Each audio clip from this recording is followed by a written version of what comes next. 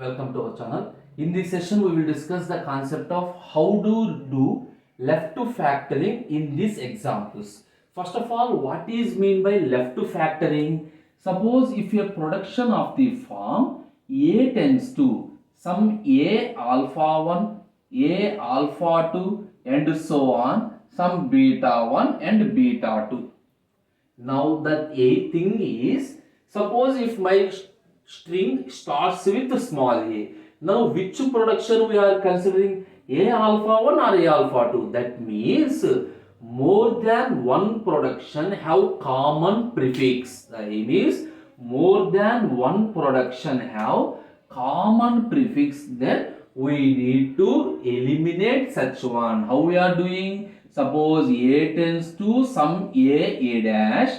Now A dash tends to alpha 1, alpha 2. Now you got it? That is, first you are writing only this one, and depending upon the second input symbol, we are moving to either alpha 1 or alpha 2. Anyway, I will explain with one example, then you will get the clear idea.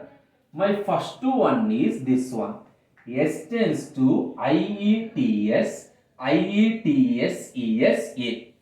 How do we are doing left to factoring is very simple. In more than one production, identify the common prefix. Here IETS is there. Here also IETS is there. This is the common prefix. Then what I am doing? S tends to IETS,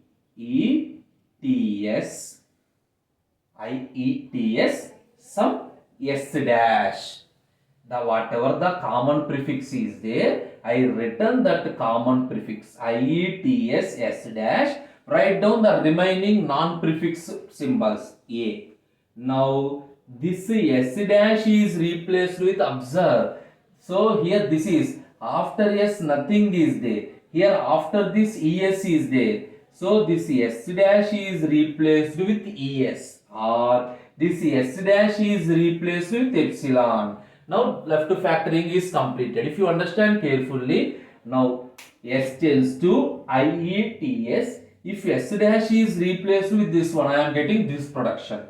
Suppose if S dash is replaced with this one, I am getting this production. Anyway, A is there. Now you understand? This is the way to do left to factoring. Why? Again the question, why in the sense, while deriving a string, which production we need to consider? There is a conflict. Suppose blindly I assume this is the production. So whenever I reach this place, here there is no. Obviously backtrack. Instead of avoiding such conditions, I am doing this one. Up to this one there is a common. After that, if I need epsilon, I am moving to this one. I need this one, I am moving to this one. Now move to the second example. Here what are the common prefixes? You understand, sorry, AA, these two are the common prefixes. No, you need to identify the common prefixes in all the strings. In the previous case, it does not start with I. For example, in the previous case, if the only letter is I, then we have only common prefix I only. In such a case, what is the grammar? S tends to S dash tends to ETS, and ETS slash epsilon. You got it? Previously that is A, that is the reason I am eliminating. And one more thing, again in this, again these are common. We are doing the same procedure recursively. Anyway, I will explain. No problem. Now coming to this one, here A. First two letters are common. Capital A, capital B, capital A. So there is no matching. Now A tends to A, some A dash. Now what are the A dash? The remaining part. The remaining part is AB. Here the remaining part is BC. Here the remaining part is AC. And this again, if there is a common, yes, here capital A is the common. Now what I am doing? Again I am do the left to factoring on this production. How it is converted? A dash tends to A, some A double dash, A dash tends to A double dash. This is not common, so blindly I am writing. Now this A double dash tends to, what are the remaining? B. Here what is the remaining? C. Now left factoring is completed. This is not included in the answer. The first one, this one and this one. You understand? Again I am repeating. A tends to, the common one is A. So the remaining is assumed as A dash. Now this A dash is replaced with this part, or A dash is replaced with this one, or A dash is replaced with this one. Fine. On this production, again there is a matching.